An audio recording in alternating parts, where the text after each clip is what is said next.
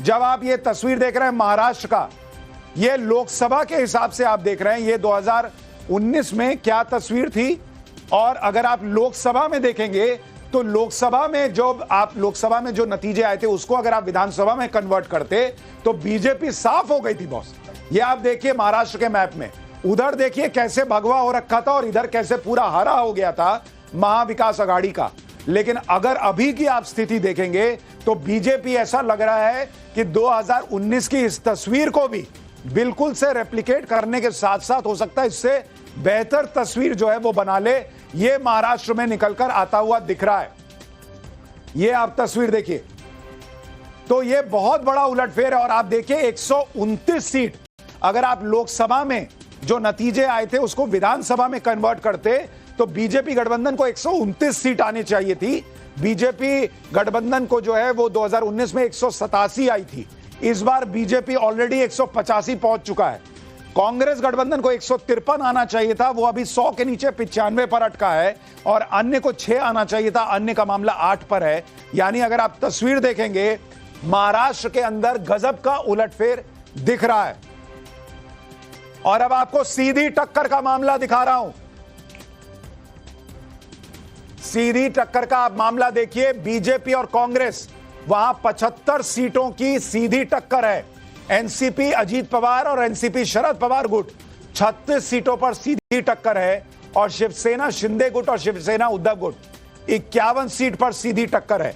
लेकिन यह बहुत बड़ी खबर है कि महाराष्ट्र में गजब का उलटफेर हो रहा है। चारू प्रज्ञा, महाराष्ट्र में अगर यही नतीजे रहते हैं तो ये क्या आपने जो काम किया उसका नतीजा है, या उद्धव ठाकरे ने आपका काम आसान कर दिया औरंगजेब की तारीफ करके, या फिर बटेंगे कटेंगे और एक है तो सेफ है, इसने सबसे बड़ा कमाल किया है? सुशांत जी, देखिए ऐसा है कि पहली बात तो ये एक कंपटीशन है politics of development and politics of no development के बीच। हमने ये देखा जब महाविकास आघाड़ी की सरकार थी। चारू जी, मैं एक सेकंड आपको रोक रहा हूं, एक सेकंड। पहली बार झारखंड में जेएमएम गठबंधन को बहुमत आ गया है। रुझानों में झारखंड में बड़ा उलटफेर, बीजेपी गठबंधन अब 39 और जेएमएम गठबंधन 41 हो गया है। यानी वहां पर बहुमत अब रुझानों में जेएमएम के पास है, लेकिन इतनी क्लोज फाइट है कि ये ऊपर नीचे अभी चलता रहेगा। अब चारू प्रज्ञा अपनी बात कहिए। हाँ जी, तो जो मैं आपको कह रही थी, ये फर्क है politics of development and politics of no development में। एक बहुत बड़ी बात यहाँ पर और देखने को मिलेगी, जो हमने हरियाणा में भी देखा, जो फेक नैरेटिव्स ये विपक्ष चलाता है कि हरियाणा में उन्होंने कहा कि किसान नाराज हैं, फिर उन्होंने ये जाके कहा कि जाट नाराज हैं, सब खत्म हो गया ना, नतीजों ने सब साफ कर दिया।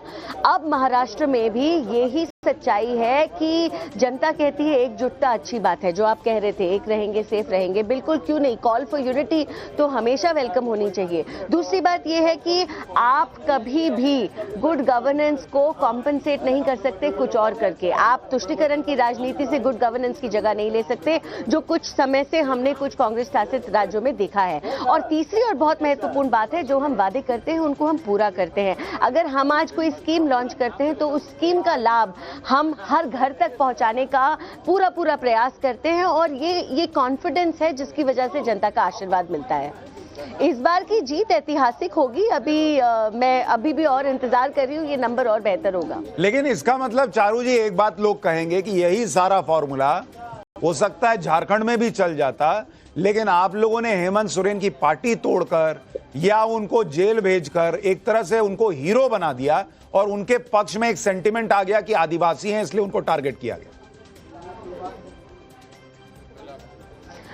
देखिए, हो सकता है कि यहाँ पर कुछ सेंटिमेंट जनता के बीच में जेएमएम ने पैदा करने की कोशिश करी गई हो, लेकिन अरेस्ट करने का काम बीजेपी ने नहीं किया और बेल देने का काम भी बीजेपी ने नहीं किया। मुझे एक चीज़ मालूम है, जब हम झारखंड की बात करते हैं, हम झारखंड के हित की बात करते हैं। हमें इस बात से आपत्ति है कि ट्राइबल जमीनों पर कोई और आकर कब्जा कर रहा है। हमको इस बात से आपत्ति है कि विदेशी देशों से आकर घुसपैठियां झारखंड में बसते चले जा रहे हैं। तो ये जो मुद्दे हैं, ये राजनीति से ऊपर हैं। अगर जनता को समय पे समझ आ जाते हैं तो मुझे खुशी होगी, लेकिन नहीं आते तो हम अपना प्रयत्न जारी रखेंगे। विवेक जी, एक बात बताइए, अगर महाराष्ट्र में सरकार बन रही है बीजेपी की, जो कि 186 के बाद लौटना थोड़ा मुश्किल लगता है, क्योंकि 1.5 घंटे के करीब जो है अब ईवीएम से काउंटिंग हो गई है।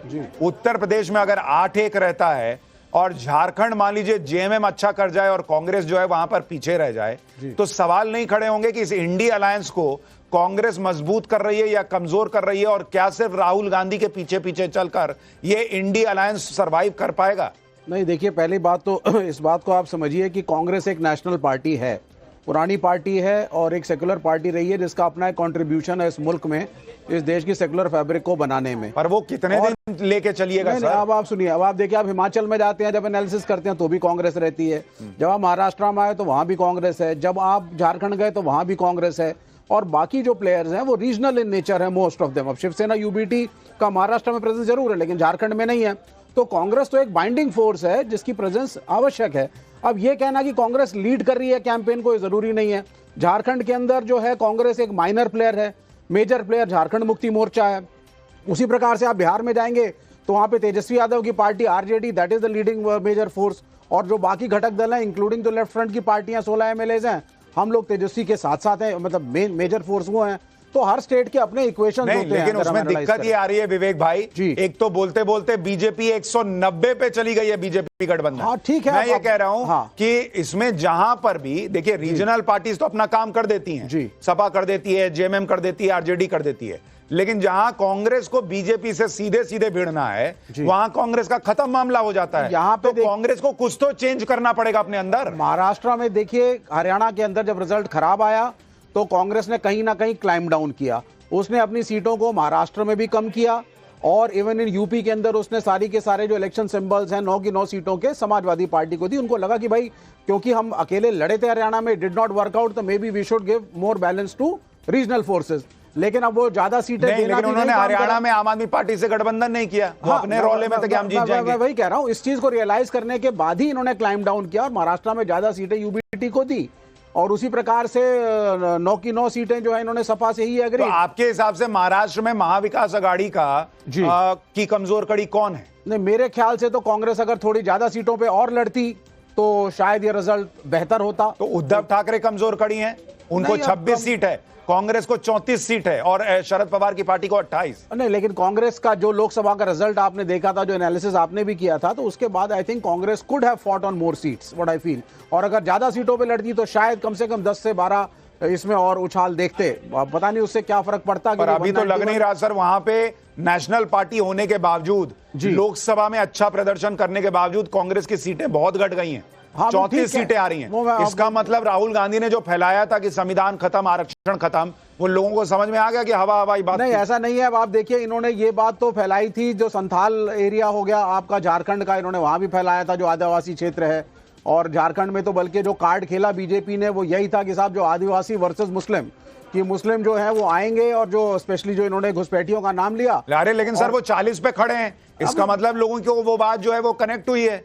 नहीं, वो let us wait and watch. और मेरे ख्याल से विदर्भ में जो मैजिक है, जो हमारा मिसकैलकुलेशन था, वो शायद बीजेपी के फेवर में गया है, हमें नहीं एक्सपेक्टेशन थी। महाराष्ट्र में आप देखिए बीजेपी गठबंधन 200 की तरफ बढ़ता हुआ, मात्र 5 सीट दूर बीजेपी गठबंधन महाराष्ट्र में 5 सीट दूर है 200 से। उत्तर प्रदेश उपचुनाव में बीजेपी 7, सपा 2, और झारखंड में अभी इंतजार करना होगा क्योंकि वहां 40-40 का मामला है। राजस्थान की 7 सीटों के उपचुनाव के रुझान आ रहे हैं, बीजेपी वहां 3 सीट पर आगे, कांग्रेस 1 सीट पर आगे, यानी राजस्थान में भी बीजेपी जो है वो बेहतर परफॉर्म कर रही है उपचुनावों में।